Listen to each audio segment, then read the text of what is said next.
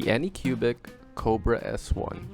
Is it worth your money? And in today's video, maybe I could help you with that decision. I think what stands out the most with the Kobra S1 is its filament dryer. No one right now in the market has a filament dryer built in. Now, the Bamboo Lab H2D, the upcoming one, priced at around $1,500 to $2,000, it's quite the steep price as compared to like $600, right? And we basically see Creality pushing out their CFS system, which is also good because we get to understand how these companies try to compete for the market share. Now, given its CFS system, it still doesn't have the filament dryer compared to the Anycubic Kobra S1. Now, I guess eventually they'll figure it out on how to integrate the filament dryer, but for now, as of April, we only have the Kobra S1 with a built-in filament dryer. Now, this is very crucial depending on where you live, because I wouldn't want to leave a long multicolor print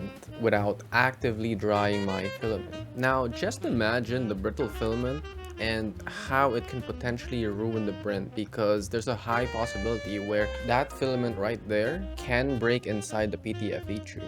Looping back to the Kobra S1, what exactly can it offer? First off, there's the filament dryer. Secondly, it's an enclosed chamber printer, meaning you can print better materials. Better materials like ABS, ASA, ASACF, and a whole bunch of other materials. With the Kobra S1, you basically are investing into a competitor to the Bamboo Lab. And right now, I'm seeing Elegoo also trying to push in their closed core XY printer, as well as Artillery, Creality, and the whole lot of other companies are trying to compete and take that market share. We're in a very good time where these printers would be coming out this year, 2025, and it's not me trying to convince you, hey, buy Anycubic. No. Go for a brand that works for you. If you want a Bamboo Lab printer, if you want a Creality printer, go and shoot for it. Now, for me, in my line of expertise in 3D printing, I really dive down into the core features of these printers, day in, day out, whether